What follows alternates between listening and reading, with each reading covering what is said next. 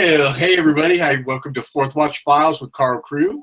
I'm here tonight with a special guest, Brian Sadler. Actually, we just did a documentary together about reptilians, which is coming out pretty quick. Let me bring Brian in here. What's up, John? How's Welcome it back. going? Just got back from Miami, eh? I bet your arms are tired, huh? Yeah, that was it. Miami's an interesting place. I like it. Lots of freedom, though. But yeah, we got a lot of crazy stuff to talk about tonight. We're going to be talking about giants in America, which is actually about what? Nephilim. Yeah, baby. Nephilim. That's right. So we have a series of slides that we're going to be talking about. Well, why don't you give us your background a little bit about what your knowledge of Nephilim comes from? Where did your interest spark? How did that begin? I've been studying giants for since I was a child. It's been kind of an obsession of mine because of an encounter I had with something that I couldn't explain. And that encounter sort of triggered something in me because before that I was very sort of a science type child, and I was like very mechanical. Like I do mechanical engineering now, and I reverse engineer things, and I do product development. I'm an inventor. So I'm very, very logically based. But then when I witnessed this experience, it kind of rocked my world, and I had to find an answer. And I never stopped, and like just kept looking for more and more, and then came across some answers. Found it in the Bible. I mean, I went to church to find some of the answers to the things that I've experienced, but the church people were giving me answers that I was like, I don't know if I fully agree with it. But then I just turned straight to the Bible, and Amen. I found more than I even expected, and realized that there's a whole history to our life and to our world that is gone missing. That can explain experiences like people seeing ghosts or whatever things that are happening to them today. There's answers that exist that are out there. They're just, not very. It's not very. It's hidden. It's very well hidden. So Well, yeah, scripture is like a light. You could turn on the light and see all the cockroaches. You could see everything for what is called the light of scripture. Yeah, it's amazing. yeah. But so, what was the first thing? What was your first avenue of research when you started getting into it about giants? When I went to a church, the church originally told me that I showed up there, and they told me that this shadow thing that I saw was in fact a demon. And I thought, demon? Like what's a demon? And I started doing some research, and I had witnessed, I saw like a shadow being that appeared to me, and it was speaking to me. And this was not a hallucination. This was not a dream. This is very real. Like I had dealt with this thing for a while actually, and then it appeared to me. And so at first I thought it was a thought in my own head. And I thought, okay, man, maybe I'm crazy. Like maybe I'm crazy. But then it appeared, and then it was like, okay, like this is very real. But that sort of experience, when I started asking all the people the things that I was doing, that is it what is this shadow beings, like what are these things? But the church people were telling me it's demon. I'm like, okay, and demons are evil, and they're like, yeah. And I'm like, okay, well, I would have never gone to church had this thing never appeared to me. So its job is kind of counterproductive. Like it should have just left me alone. I would have never like searched into things or questioned stuff, but because it showed itself up, I was like, hey, I gotta find answers, and I did, and the church couldn't really give me very good answers. So I just started reading in the Bible, and the Bible just, man, there was so many more answers than what church tells you or what a pastor can tell you. Like you just got to read it on your own. And then I started getting into other scriptures that were that have been, mistranslated possibly throughout the years, or things that could that have been left out, that isn't directly in the Bible, but it doesn't discount or discredit some of the validity to these ancient texts. Right.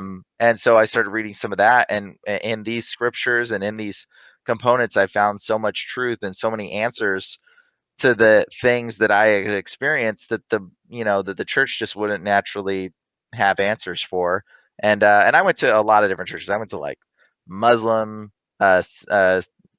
ceremony or synagogue or whatever. I went to Buddhism. I went to temple. I went to the Mormon church. I went to Jehovah's Witness. I went to Catholic church, which was incredibly boring. But yeah, no, I went to all these different places and trying to find answers for this kind of stuff, and found them eventually. Just kind of researching the scriptures and the history that is out there. There's a lost history that people don't know about. Like, people do not know about the history, the real history of our lives, and it's not that long ago. Like, there is not even 100 years ago, 200 years ago, that the history of America has been highly distorted to Oh the yeah, point where you don't even recognize like what these things are. And the truth about history that's going on is like very it's very misleading. It seems like there's an agenda of some sorts absolutely. that's Purposely distorted, I would say. yeah. So that, and then when I started finding things, I came in across, not just demons, but these things called Nephilim, which I then found out were giants. And then I found out giants throughout our history have existed in every culture, in every facet, in every way. And they are there's like so much evidence for them, and it's a fascinating topic. In America, I mean, In in America, America, yeah. tons of evidence for it, and of them existing in America. The They say the stories are Smithsonian has kept a lot of the information away from America. America has just been Mhm. just like they put the muffler on it in America. I mean, all over the world there's giant skeletons in museums, but in America there's none.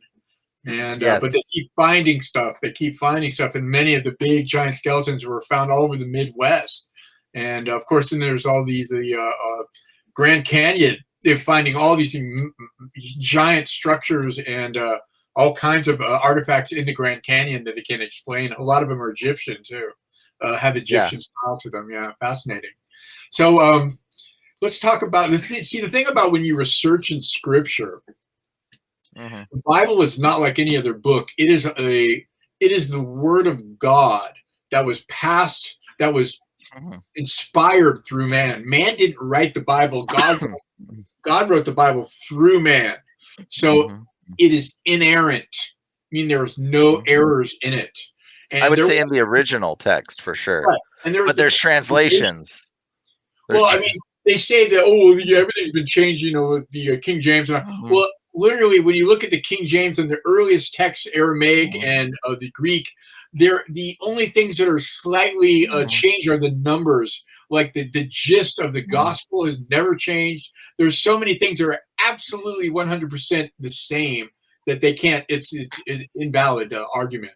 But Yeah, I would say the history. I would say definitely the overall the Jesus component and the truth is yeah, there no matter what. But I absolutely. think there's definitely been some components like the Book of Enoch that have And the gone Book of missing, Jasher, yes, and yes. the Book of By the way, Jasher, I which just is just ordered. which it doesn't. Oh, I you just ordered ordered it? Oh, you a nice, copy.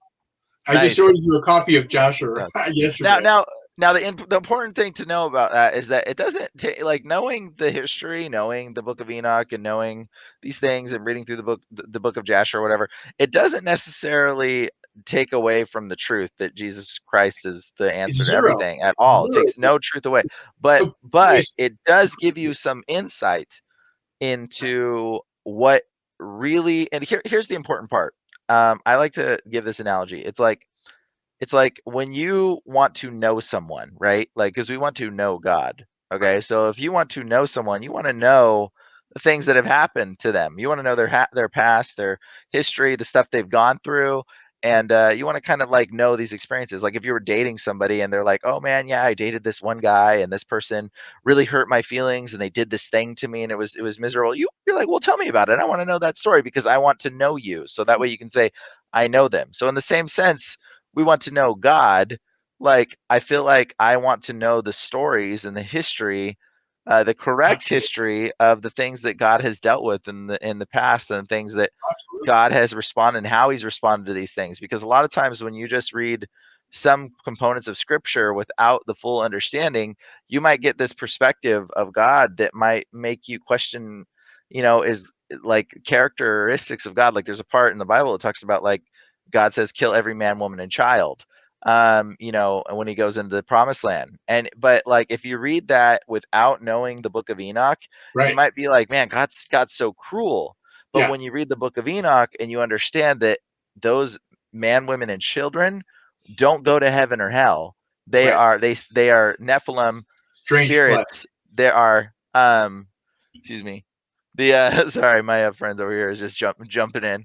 Folks, So the yeah, so they're like, they're not human. So they don't die and go to heaven or hell. They literally die and they stay trapped on earth. and they seek And another body to possess. yes, and so they're like That's they're a different type of entity. They're a different type of entity than like humans. So like when God says kill them, it's not as cruel right. because God's actually trying to stop their lineage from creating eternal suffering beings that will continue to suffer. Right. And so it's kind of like it's a merciful thing. It's a very Yeah. merciful thing in comparison to, if they were human, it would be, you might have a different perspective, but you don't know that until you read the book of Enoch and some of Absolutely. the other texts. And so it's a little confusing. And so, so basically, like finding these ancient texts and researching them, I think gives us a better understanding of God. And when you say you want to, know God, like, I mean, he's going to say to many people, turn away, I never knew you. I want to be able to be like, hey, I know God. I know you. I know how God would respond. I know God might answer. I mean, like to the best of my expertise. Like, obviously, we don't He's know. not His going to ways are expect not you. ours. He's not going to expect you to know all that, though. I mean, because Yes, when he sees you, of he sees course the not. blood of Jesus. So he sings and dances over you. Yeah. But the thing is, Exactly. that's very important is that what we're talking about Mhm, is mhm, see, for the mhm. finite mind to try to know the infinite mind, it's impossible. I Yeah, mean, our ways are not your ways. Yeah. that's why God wrote the scriptures. That's why He speaks Mhm. to us through the scriptures and through the other books too. I mean, so it's really cool as a researcher, which I am also. Yeah. It's very wonderful to know. I love history. I've always loved history, but just to know that everything else, like the Book of Jasher, amazing stuff in the Book of Jasher. Oh my goodness! My brother keeps sending me pictures of books. I'm like, oh, I can't believe it. So there's some of the stuff like the sapphire stick that was given to Adam and he Mhm. used it. It was a sapphire stick with the inscription of Yahweh on it, and Oh, I don't know about that. he used it to till the fields, and it Mhm. was passed down. It was the same stick that was used by Mhm. Abraham and by Mhm. Moses to part the sea. And when they threw the stick down, it turned to snakes, and it was like this sapphire stick, and it Huh. eventually ended up in Moses's grave, which no one knows where it is. But anyway, just a lot of really cool details, you don't really hear about, and see. But the main thing in the scripture is the gospel. Jesus. Yeah, That's it. That's it. Jesus. That's all you really need to Yeah. know to get to the next level, which is heaven and eternity. But Yeah. from a serial researcher, we need to know a little more. Yeah. Just 'cause it's so fantastic. It's so incredible. Yeah. Let's start with what the Nephilim are. Mhm. Nephilim Mhm. are literally the plan of Lucifer to destroy the bloodline of Jesus Christ that was predicted Mhm. in the Old Testament, that it would come through the line of David. And it was doing anything they could to distort and mock creation. They messed with the gene pool and created monsters, all these mythological monsters. They actually existed because it was fallen angels screwing with the gene pool and going all this crazy stuff, everything up. But when they saw the daughters of men, the fallen angels, and they mated with them and created men of great renown and Nephilim, which was part of the plan to corrupt the bloodline of Jesus Christ. What's And it's interesting is that the book of Jasher says it in more specifics, that it says that, because it says that, here's what it says about that verse that you just said. In the Bible, we get we get the sons of God saw that the daughters of man were beautiful and took for themselves wives, and were born to them giants, the men of renown, Nephilim. Okay, and so that's all that we know and hear about that is in the Bible, right? And then you've got the book of Enoch, and it goes in a little bit more detail, and it says that the giants mated with the women and whatever, and created these people that took over the earth, right? Right. And in the book of Jasher, and it says that also it says that the giants or the angels began to sin against the birds of the air and the fish of the sea and the creatures that crawled on the ground. And you go, huh? What is? I don't know what sinning against a bird of the air would be if eating it isn't sinning against it. You know what I mean? So you got to wonder, like, well, what did they mean by it? Well, the book of Jasher goes into it a little bit further, and it says that they began to genetically affect birds and the mixing of genetics with animals and and they explains it even further in detail. And It humans, says that, and humans, yeah, and humans. And so it's like each book gives you more perspective, deeper and deeper into what really happened. And it right? basically was the mixing of genetics, and there was a hybridization of animals and angels and Plus the centaur, all these yeah, centaurs. mythological creatures that Mhm, really existed. mhm, yeah. Yeah, Mhm, fascinating, absolutely fascinating, and yeah. it's a incredible explanation, and I totally believe it. But the whole concept of giants, though, and the bloodline, that's another thing. The bloodline. I think in recently, well, probably like 20 years ago, supposedly in Iraq, they found the body of a Nephilim that was in a state of sleep. I think I Mhm. could bring up a picture I have of it. Let's see. Yeah, There we go. yeah, I heard about that. That was it's one of the rulers that was building the Tower of Babel. What's his Right. name? Nimrod. Nimrod. Yeah, it's Right. Nimrod, right? Or was Yeah. Nimrod, or was there another one, another name? Maybe. Maybe. I'm Yeah, not sure I think it's exactly. Nimrod. I think it's who that is, supposedly. Well, Mhm, Nimrod. mhm, Here's another picture, a close up of his face. Yeah, he mhm, hasn't decayed or anything. mhm, He's supposedly in a state of sleep, and a lot of people saying that they're going to come back and they're going to wake up. But mhm. who knows what that'll be? But Yeah, fascinating supposedly I stuff. heard they found him at the Euphrates, somewhere in the Euphrates Huh? River, dried up, and there was like a cavity that they pulled that guy out of, supposedly. Well, there was a bunch of Mhm. army officers that found a giant over there. They found The live one. a giant. What was that?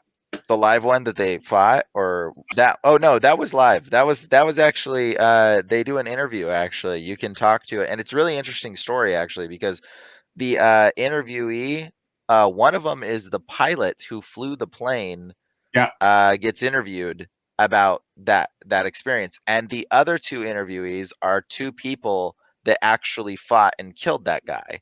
Wow. And so there's actually, like, I believe it's three separate accounts technically from different people's perspective of dealing with this experience. Wow. And you got to wonder, it's like, if they were like planning it, I feel like they would plan it all, in sync. But two of the ones, and then the pilot had nothing to do with it. The pilot just gives his testimony as to like seeing it and then them loading it, and he's like, yeah, it was huge. It was like, big person. And then Wow. the other two give their testimony as to fighting it, and it skewering one of their friends, one of their comrades or whatever. And I remember then something about that. yeah, and they eventually killed it. And then they took it on the plane, and bye bye history, as it seems to be the Hidden pattern. history. But anyhow, this is More leaked into hiding. all these fairy tales, like Jack and the Beanstalk, and like it just permeated all literature, Yeah. and Giant of it kind of. Kandar, by the way. That's called the Giant of Kandar. Sorry. Oh wow, very cool, very cool. It's interesting though. That it's kind of like a precedence, setting up a precedence for end time things. Like supposedly people say that they're going to come back, and there's a really interesting correlation between all like when this was going on and in the book of Jasher it talks about the 12 tribes of Israel were given supernatural powers to deal with these Nephilim. Yep. And each one of the 12 tribes had a different power, and was very similar to Marvel and all that crazy stuff, where people could ascend huge mountains, and they were exceedingly strong, and yeah, so it was like a God-given power to fight what was going on, because it was getting crazy. Almost like Samson, how Samson was super strong. Absolutely, but I don't think Samson was Nephilim though. No, but he had power that was. He was given the power. Yeah, let's talk about the flood. Oh, you mentioned something though. I just found out pretty interesting. I want to tell you about what you're referring to, individuals. Esau, Jacob and Esau. Of course. Okay, very interesting story in the Bible for those that don't know. But if you read it in the Bible, Jacob sounds kind of like he's just a little punk, and you don't. He's like, it's like this dude, and yet God loves Jacob, and favors Jacob, but Jacob is like a little punk, right? He's like, dude, he tricks his brother for like a bowl of soup, and then like takes his inheritance, and you're like, huh, that's kind of messed up, right? Yeah. Well, if you read it in the book of Jasher, it's a lot more detailed than just a bowl of soup and what happens. But another interesting thing is that he got the firstborn. Tell about it. What is it? Go into detail. I don't. Well, I mean, basically, he kills. I think it's Nimrod, who he kills actually through the guy they found. But Nimrod was becoming. He was like somehow becoming Nephilim. I don't know how he became Nephilim, but it says he began to become a giant in the land. Now I don't know what that means, but he also had giants that worked for him, Right. and he basically was the king of the land, Yep. and he took over the entire area. And so when he took over the entire area, he basically Esau was out hunting and came across him and his men, and he killed him. He killed Nimrod, or I think it's Nimrod. I'm not 100% sure. It might have been another character, but he killed him, and then he came to Jacob and was like, "Look," and he took his coat, and that was like a validation that he was the one that killed him, and he was like, "Look, Jacob, like I just killed like the king of the world." Basically, that's who he was. He's like, "I just killed the king of the world. I need to hide." Referred to as the first Antichrist. Yeah, he was a bad dude. But he was like, and he had giants that worked for him. He took his coat, he took his garment, right? Yeah.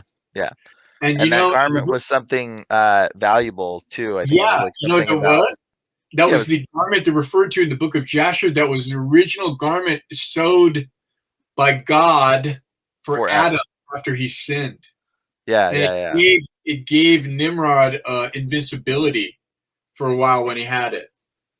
That's another thing about the book of Joshua. There's so many amazing different things you never hear in Sunday school. Yeah. But he kills him, and then he takes it to Jacob, and he's like, "Hey, look, Jacob, like I killed Nimrod, the king of the world." He's like, I need somewhere to hide. I need some help and food and take care of me. And Jacob's like, "Well, look, you like killed the king of the world. Like, why don't you just give me your inheritance since you don't need it anymore? You're gonna be king." And so like Esau was like, "Well, yeah, sure. Like I'm killed the king. I'm gonna be king, obviously." So he like gave his inheritance over to Jacob, which in exchange for helping him and helping hide him from the people looking for him, basically. So he was like, "Hey, look, it makes more sense now when you read the book of Jasher. Whereas if you read he just exchanged it for a bowl of soup after he was like hungry, is what you kind of get the narrative in the Bible, and you're like, dude, Jacob's a little punk. Whereas in the book of Jasher, you realize, oh well, Jacob was being logical. These are incredible. Yeah, and he was obviously very good. Yeah, fascinating stuff though. Yeah, and it's crazy. Yeah, it's crazy the stuff that you did that they just don't. So many people just like read and they just go, oh, okay, that's normal, whatever, and they don't elaborate on it. But that story, another component to it, which is very fascinating, is that I want you to think about this. Esau's name means red and hairy. Okay, right? Oh, did you know that? Yeah. So think about how hairy he was, because Jacob put on Jacob put on animal furs to and make went into his blind father to get his blessing. So right. I mean, like the blind father, I mean, like he must have been really hairy. Like he had Oh, to be really, really, really hairy. yeah. You know what I mean? And not only was he really hairy, but he was red. And if we've noticed the pattern, a lot of the giants, the Nephilim, have red hair. We're noticing a red hair genetic component. So Wow. Esau himself might have had some remnant Nephilim genetic component in Right. him Right. that made him red and hairy. Like Well, like this goes back also to Cain because when she was wanted to have it, they wanted to have a child, and they were thought they were too old, Mhm. and it was Abraham that took his servant into his wife, and said, like, you know, Yeah. go for it, and so they could have a baby, and but then she got pregnant by him also, so they had, the two of them. So, Mhm. but it goes back. Some people say to the bloodline of Cain. You know anything about that? I mean, I've heard of it. And I think that a lot of the negative lineage maybe came out of the bloodline of Cain, Mhm. possibly. But I don't know, like I mean, like the exact tracking component of that, Right. you know. So Yeah. there's not. I mean, like yeah, it's like possible, but you could just. I mean, like That's a whole nother giant delving totally not. Yeah. later. But as far as what we're dealing with right now with the suppression of giants in America, I mean that's kind of what it is, Oh um, yeah, and how this suppression is of going to play information. out in the end Mhm. time, which we're kind of going into, I believe. Well, see, that's the thing. If you read the book of Isaiah, there's a verse, I believe, that says, "In the end times, God will call back His mighty men to deal out His wrath." And you just kind of go like, "Mighty men to deal out of whatever." But if you read the Septuagint, it gives you a much clearer perspective. Now, the Septuagint is one of the most original translations, the Greek Septuagint, Right, um, original translations of the original text. So it's the closest to most accurate, we believe, translation from form of the ancient scriptures. And in there, it specifically says that God will call back his giants, referring to as Nephilim. right, So God will call back his Nephilim to seek wrath onto the world with, what's it say? It says, while insulting while smiling. And you're like, well, that's a weird statement. So basically, in the end times, God is going to call back like his Nephilim. The Nephilim will come return yeah, to dish out God's wrath while insulting us while smiling. So it's almost like they hate us and they're happy to just kill us. And that's yep, literally what's going to happen. yep. Like, Also, and it talked about in the end times, what are going to be the signs of the end times? And they talk about it as in the days of Noah. What does that mean? It's the same thing. yep. As in, it was just waxing so bad. Let's talk about Lot. Let's talk about the Sodom and Gomorrah, because people get that wrong too a lot. A lot of Yeah. times they use that with homosexuality, and it was a deeper, more ugly component. Well, if you can get it more ugly, but I mean, there's another component, um, which is strange flesh. Oh yeah, strange flesh is specifically, and I looked into this, and it's very fascinating. But the word, there is a specific word for homosexuality used in the Hebrew, but it's not the used word in the scenario of Sodom and Gomorrah. And it's funny because we get the word sodomy from the story of Sodom and Gomorrah, which means like homosexuality or whatever. But it's not it's not actually at all accurate to what was really going on. It is a very big misconception in our society that's been, misdirected into believing something that's not true at all, and yet it's permeated throughout society. So basically, humans are very easily susceptible to lies, is what you could take from the story. But the very fascinating part is it says specifically that the people in the city were seeking after strange flesh. Does not say homosexuality. Does not say, men with men or whatever. It says strange flesh. And then it says another verse in the Bible that people just skim right over. And it says, in the city were great men and lesser men. Right.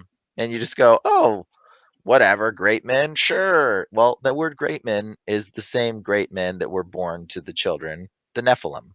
Right. And so you're like, oh, so in the city were Nephilim, and they were seeking after strange flesh to make more Nephilim. Like Right. that's literally what this scenario is talking about. It has nothing to do with homosexuality at all. Well, and then you And throw then, sodomy in there, and it gets even worse. Yeah.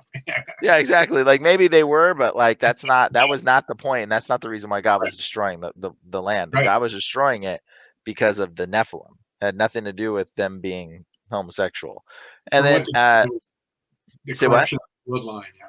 Yeah. And so the interesting part is, and this is true because when you hear about the Bible, you hear people talking like, hey, they'll be talking in the story saying, every time oh, here's what it is. Every time an angel appears in the Bible, they're like, are you for me or are you against me? Oh my gosh, don't hurt me. Whoa, they're bright shining, except for one time. One time they appear in the city of Sodom and Gomorrah and they go, give us those men so we can have our way with them. And Right. you gotta wonder, what kind of people are these people in Sodom and Gomorrah that they see these glowing super beings and they think, I'm gonna rape them? Yeah. like you know what I mean? Like Well, obviously the people in the city are gravity. something different than normal humans. Like that's not your first initial thought. Oh my gosh, look at these glowing humans. They're with superpowers. Let's rape them. Well, it Like almost shows like a precedence, like they did it before with the men of great renown who were there. So exactly. So there were already this, Nephilim in that city, and they were trying to make more, and that's why God was wiping out the whole city. yep, It and had the whole nothing world. to do with yeah. Yeah. So some say that some Nephilim were hidden in caves and all Mhm. this stuff, and that's why they survived the flood or whatever. I mean, who knows? Who I knows the real? mean, well, well, here's the thing. Here's the weird part. So just like I think Jacob and Esau came after the flood, did they not? Yeah. Right? And so Esau did have some component of Nephilim genetics. Right. Right. And I mean, like you can assume as much. So when the Bible says that all flesh was corrupted, that means all flesh was corrupted except for Noah and his three sons or whatever and his family. But Noah's wives were not chosen until the day of the flood or Right. whatever. Right. So Noah's wives or Noah's sons' wives uh, were also corrupted. You know what I mean? Like they were also had some Nephilim descendant component Yeah. genetic I get it. splicing, which is where Goliath comes from. Like Goliath, like so it was a Right. spliced. Absolutely. That's exactly right. Yeah, and so like obviously one of the wives of the children or some of the wives of Noah's children had Nephilim genetic DNA spliced into them, Yep. no matter, like obviously, and that's why we have the giants that persisted out of the lineage. And even like there's multiple people that had this genetic Nephilim distant gene activated in them essentially. And actually, it goes on. I mean, here's a picture from the Mhm, 40s, mhm, mhm. 30s and Yeah, 40s. yeah, And and now we don't have people that tall today anymore that we because know of. that we know of, because that the genetics lineage has been so further diluted. It's been so diluted and diluted and diluted until like we just don't have people like that anymore. That's probably Um, 1920s right there. yeah, I mean It's we've the early turn of the century, but obviously Middle East. Mhm. Yeah. Well, they were a circus act, so they traveled. They were all over. Well, So they may, yeah. So they may, that's way back, baby. yeah. So who knows where they are originally from? They may have just been wearing those funny hats, um, but yeah, they are a part of a circus act, and I believe they were brothers, and they were both obviously had remnant Nephilim genetic sequencing that perpetuated out of them, and This so is they were. another skull. That one is interesting. I don't know. The one on the bottom left is very famous and real. The one in the middle, I don't know if that's real. I think that was like maybe somebody Some of his art created that. project. somebody's art. Yeah, creating something like that. The The one on top the right right is one, the one the on the top right. right one, I Yeah. can't see it because the logo is there, Yeah, but sorry. it's Hold on. all good. There we go. Hey, there we go. Yeah, that one's also a famous one too. That one's also very real. And by the way, both of those individuals had red hair. The Yeah. top right and top left, bottom left, top right. Talk about the bumps. Yeah, the most of those are those are cone heads. That's where the movie Coneheads Yeah. jokingly comes from because they were finding these skulls all over.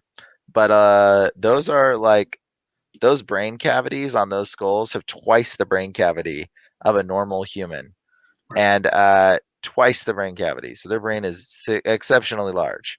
And the fissure lines, which are the parts on your skull, you have this little crack down the skull and the sides. Mhm. These fissure lines on a normal human skull are mapped the same everywhere. But on those specific conehead skulls, whenever you find them, their fissure lines are totally different, different fissure lines entirely. And so you gotta like wonder, this is not a human. This is not from skull binding because the fissure lines are different. This is a different type of being entirely. And it's shocking that we don't even like, you know, talk about that more. And everybody's out there like looking for the missing link. What we've already got some link here that is questionable. We should be studying a whole heck of a lot more. But we're like, oh no, it's skull binding, and we push it to the side. Like, where's the missing link? Well, It's the like, irony of the missing link is the actual yeah, the saying of the missing link is total fake anyway, because yeah, it implies that there's a whole chain that's yeah, present. exactly. It's just missing one little link. Well, guess what? The whole chain is not even there. Yep, So the exactly. missing link is a misnomer. It's like a nonsense. It's more nonsense, because we can go into a whole nother show about macroevolution and the religion that is. Well, there you go. What's I that? love this book. I got it at what is that called? Barnes and Nobles. It was $12 or whatever. And Yeah. so this is such a funny book. It is a hilarious book. They tried to make it scientific. Well, I got it because they straight up show you. They're like, "Oh, here's what this person looks like." And Oh. then they show you the skeletons that they found. And they're like they show you how much they found of the skeleton, and you're like, "Oh, from this Right, from right, right. this little constrapulator where the spine and a rib and a That's little bit of bones, macroevolution. we It's realize that pro-religion. from that we know he looks like this, and we know how Right. tall he is." It's And it's hilarious. like, you don't even have the full skeleton, and Right. it shows you like Embarrassing. Lucy is hilarious Well, to see Lucy. Lucy, the Nebraska man. Lucy was like a bone of a pig, a tooth of a pig. They created this whole thing out of it. Every single piece of macroevolution has been proven fake. Well, So Lucy's just not even, it's not even a thing. Like, it's like when you see how much of the skeleton they have of Lucy, it's like laughable. And but they it's don't so care. funny. There are leading evolutionists that say we don't care because we cannot allow a divine footprint in our doorway. Okay, so we'll just throw in tens of billions of years to make up for the total lack of evidence, which would be in millions and millions and millions of pieces, and there's zero. Yeah, Yes, absolutely. we're gonna pause real quick and do a quick commercial for go Um, back to our.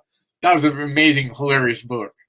oh yeah, it's so good because they like try to pitch it in such a way, but anybody with like a half a brain would like look at this and be like, they found was like a corner of a jawbone, and they think that this is like Right, right. somehow Look, this is a extrapolated into fingernail. this Yeah, we creature. built the whole body. Well, the Yeah, thing is, in all the museums, yes. they paid artists to come in and fabricate all these different types of men.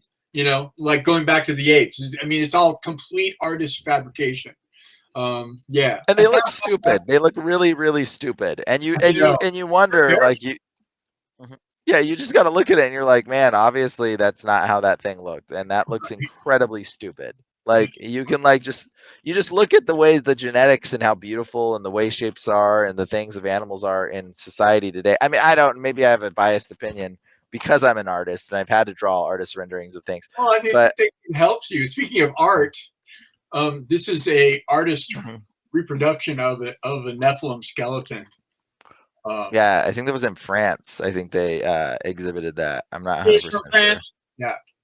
And it has That- this weird pointy nose, this really long, weird pointy nose. Ah, pretty interesting though. But then, so The how do you think this would play out? I mean, um, people think that in the end times that these, well, they talk about it and it's in scripture that the Nephilim are going to come back and participate in the final kingdom of the Antichrist. I think we are on the precipice of that happening now. I do believe it.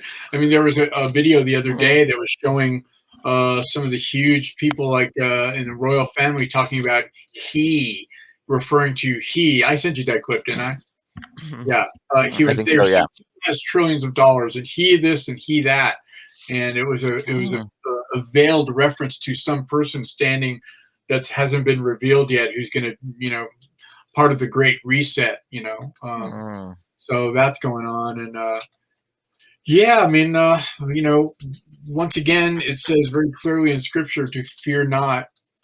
To don't be anxious. Be anxious over nothing, which is something I've had to learn all my life. Because I'm always anxious. Yeah, be anxious over nothing, and that takes it takes faith. But it's think about faith, and they think, oh, you just gotta have faith, and it's never rewarded. It's never verified. It's never you know. Uh, uh, uh, proven to be true, and it's just so proven to be true. I remember this friend of mine.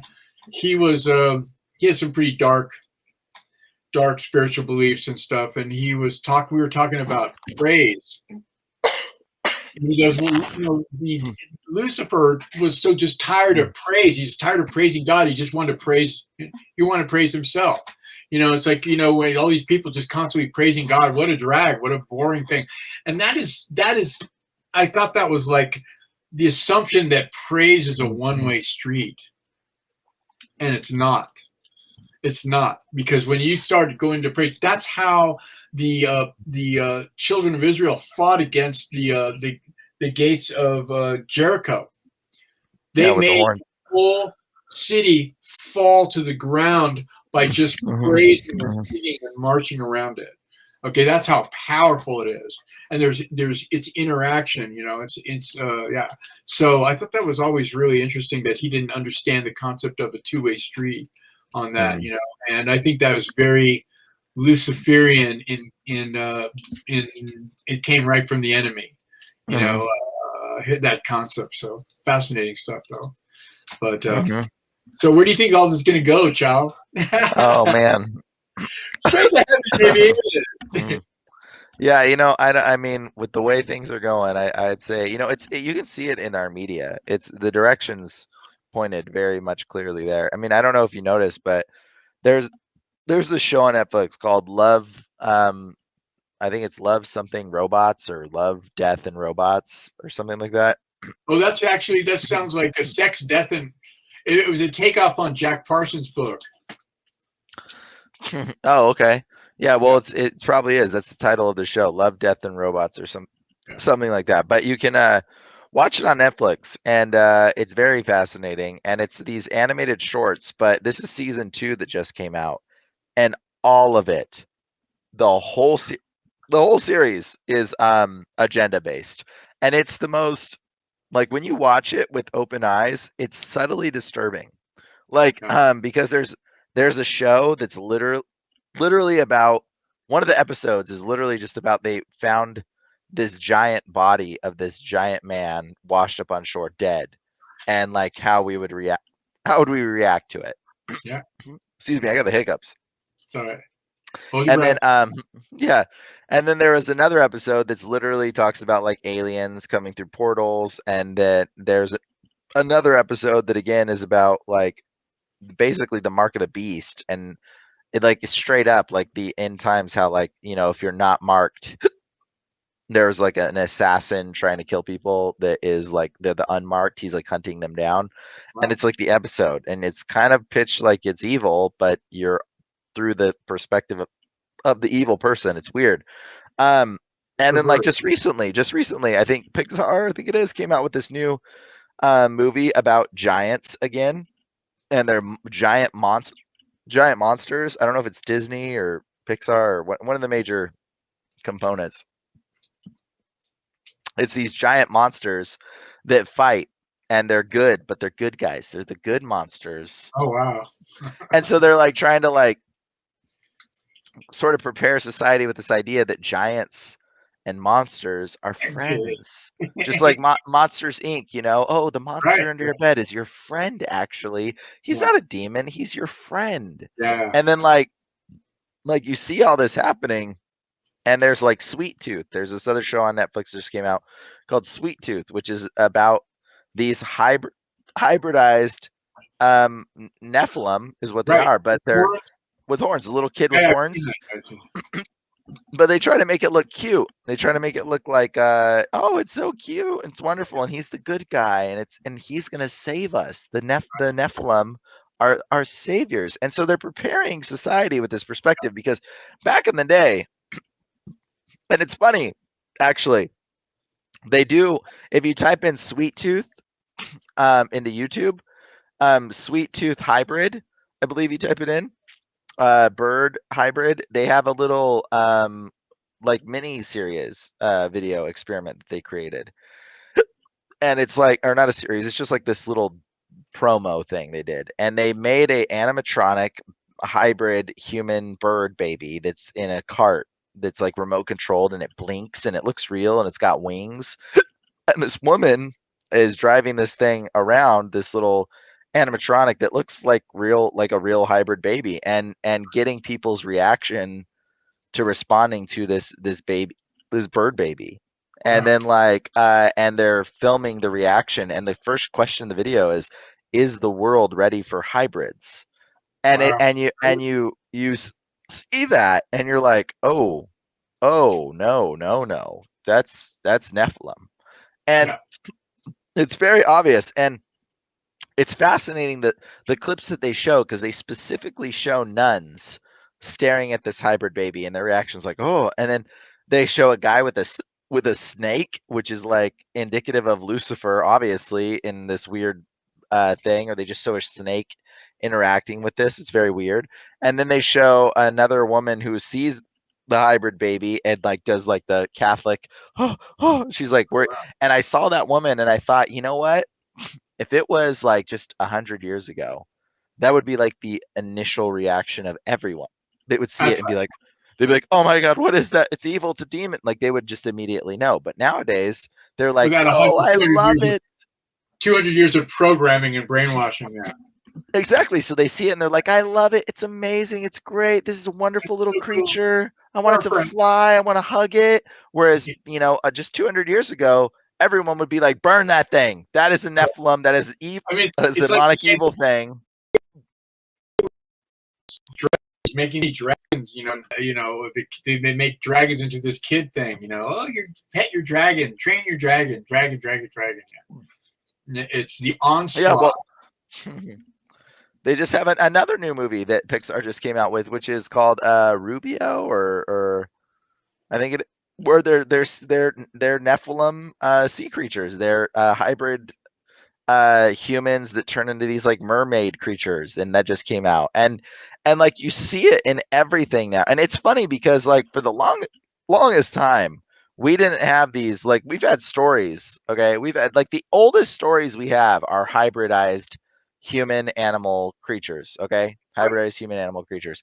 But yet in Hollywood videos, why is it like taken them so long to start producing these hybridized human animal things? Because we didn't for a very long time. There was not a whole lot of movies that were like hybridized human animal creatures, and if there were, they were monsters. Everything was just movies were Right. just generic, and there was like Right. other things that were creatures all together, right? Okay, Right. so but now all of a sudden you will see it all throughout the media: mermaids, mixed genetic animal splicing creatures, all these hybridized things are just like coming out, and they're painting them all as good guys. They're painting That's them good. as like the savior, the good guys, the creature that are misunderstood and they're rejected and they're marginalized, and people are Poor thing. bad that reject them. We need to accept these hybridized things.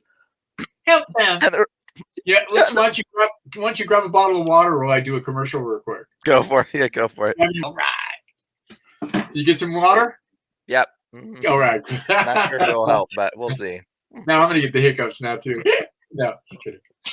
But yeah, no, it's crazy that's in. Oh, one other thing in their media that they just did was this dating show. Did you see that, the dating show? I'm not sure. It was dating human hybrids. So it was like it's like yeah, I'm not even kidding. And it's a so what they did is they dressed the people up like a hybrid dolphin human creature, and the dolphin human would go on a date with this hybrid, bug human. And so it's like it's blind dating is what it is, but Oh, they're funny. but they're under the guise of hybridized human animal makeup Wow. artists. So they go on a date disguised as these hybrid human animal morph creatures, and then if they choose that person, then you get to see them without the hybrid makeup and stuff, and Oh, you're like, wow. oh wow, at the end of the show they It's like take the makeup that off. Masked Singer show. They have another show where they're Yes. yeah, it's an avatar. They come out as some crazy digital thing and they perform and then whatever. Yeah, Yeah, it's a normalization of all this stuff. It's what's going on. that's literally, and you see it everywhere. And so you'll see this in the media. Watch, I promise you this. There will be more shows about giants. There Right. will be more shows about hybrids, and Yeah. the shows will almost always make the hybrids and the giants be good guys. They're Wow. gonna flip the narrative. That's why they're like, I mean, like right now they're flipping the narrative, like with this whole Disney, they're making the villains into like good guys. It's Good like, guy. oh, the villains are just misunderstood. They're Yeah. misunderstood. Skull. Yeah. Right. I mean, there's a children's book right now called "The Hug Who Got Stuck." I don't know if you've seen that or heard of that book. Okay, so this book is really famous called "The Hug Who Got Stuck," and if you try to buy this book on Amazon right now, well, a few months ago, I don't know if they changed it. You could buy the one book, but if you wanted to buy the two, there's like another. They've got like a series, like about 5 different books, and they're all written by the same guy, except for one book in this series called How Diablo Became Spirit. Now, here's the weird Charming. part. Oh, yeah, and it's literally about a panther called Diablo who ended up becoming Spirit, changing his name and his perspective or whatever. But the fascinating part is this. So, the how Diablo became Spirit. If you try to buy the book, The Hug Who Got Stuck, by itself, it's almost like the same cost for you to buy the 3 books. Okay, the 3-book deal. But the problem is with the 3-book deal, you can only select 2 of those 3 books, and the third book has to be the Diablo Became Spirit book. So Creepy. no matter what, and I know this because my mom bought what she wanted, The Hug Who Got Stuck, and she wanted this other book for my niece. And so my mom was like, don't want this Diablo Became Spirit book, but like she couldn't remove it. And I was like, are you serious? So like I looked and I'm like, no matter what 2 books you choose, the third book has to be How Diablo Became Spirit. Now, How Diablo Became Spirit is the only book in that series of all the 5 books or whatever that this guy wrote that was not directly written by him. It was written by this woman that you can go under her Instagram, and she's straight up a witch Wow. Of course. writing children's books. Wow. And she has pictures of like a Nephilim on her Instagram, like straight up. She has like Nephilim stuff, like first page on her Instagram, and I was looking through it and I'm like, oh my god, this is disturbing. And she's got like weird child related things that you're like, you're writing children's book and there's like some creepy sexualizing stuff going on, and it's very disturbing. And the book though is even more disturbing. The book teaches children how to channel spirits, Wow. and the back of the book is a diagram, a tutorial on how you can channel your own spirit of your dead cat. Oh my gosh. Like your dead animals can talk to you, and this is how you can channel speaking to your dead animals. Or you can try speaking to your live animals, which obviously won't be a live animal, it'll be a demonic spirit that you might be talking to, but it teaches kids how to channel and speak to demons. This book is straight up, yeah, it's like Ouija board knowledge that where they are forcing children to buy, people that want to give them this Hug That Got Stuck book they're being forced into buying this other book for them. Incredible. It Well, is see, that's the so thing. agenda. It is disturbing. Portals, there's so many ways you can open portals and not even know you're doing it. I mean, at some point you eventually do, but yeah, I mean, it's the normalization of the occult, which has been going on since the 60s, Oh yeah. through music and through everything.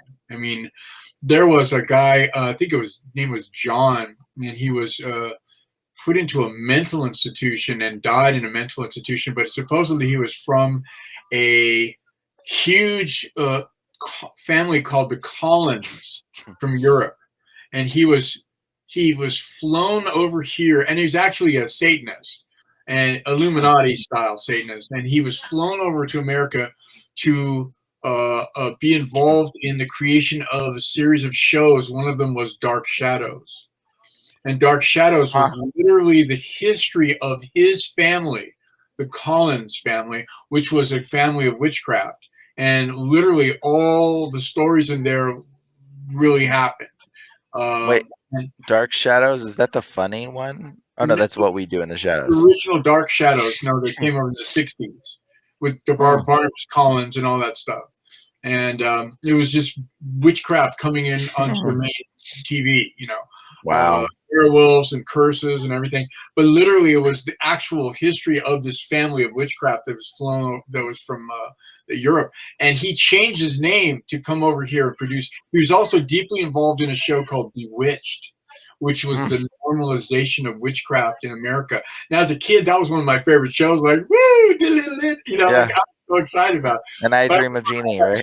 One day, and I had stayed home from school, and I was so excited about watching Bewitched, and I was sick, and I slept in, and I missed it, and I go, oh, I missed Bewitched because you're never watching that show again. My mom said, I couldn't figure that out, but now I know why.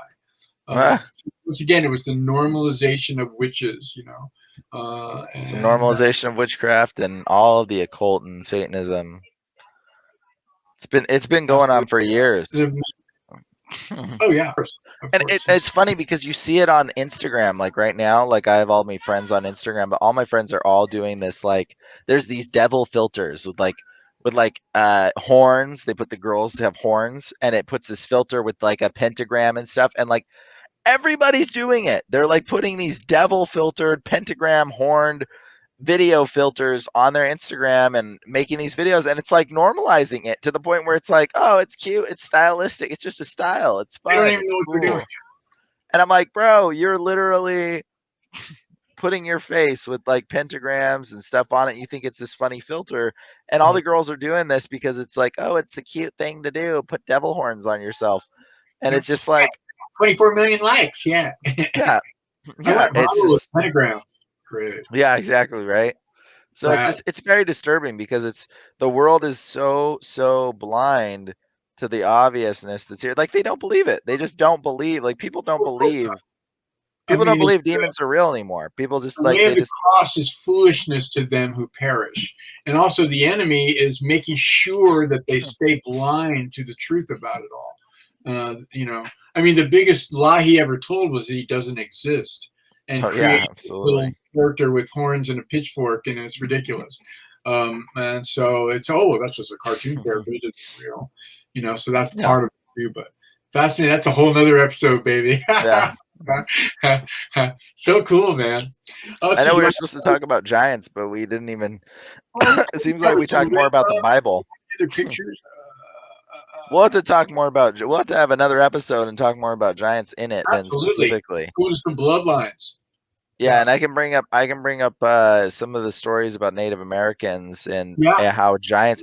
Giants are the story of giants, man-eating giants specifically. Okay, not just giants, like man-eating giants, and like these carnivorous were cannibals. Absolutely. Yeah, they were cannibals. Yeah, but like that story persists throughout every culture in the world. And you got to wonder, like, okay, we don't have flying horses in every culture. We don't have, we don't have flying pigs in every culture. We don't have, lizard men in every culture, but we have giants that ate humans in every single culture throughout the world. Jack and the Beanstalk, like it's everywhere. In fact, in the early forms in America, some of the Indians, there were tribes of Indians that were the good tribes, and there were other tribes of giant Indians that ate people. Yep. And they were always fighting those people.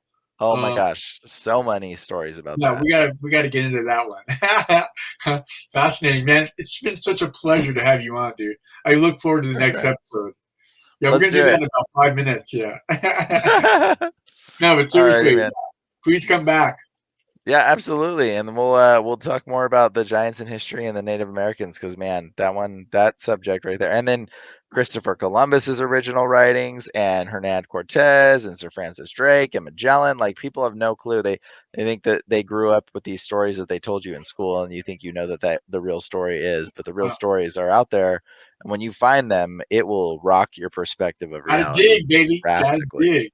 Cool. Once again, thank you so much, Brian. I treasure your friendship, brother, For and we look sure. forward Me to some too. more adventures in the future. And All thank right. you, everyone, for joining us at Fourth Watch Files, baby. And Sounds be good. very careful about everything you're doing. Don't be distracted, and just be very clear about everything. I hate to use that word. It's so Scientology. Yeah, just be very. Just pray over everything. You know, to be led by the Spirit by whatever you're doing. That way, you're never going to go wrong, baby. All right. Well, thank you guys, and God bless you guys. All right. You take care. All right.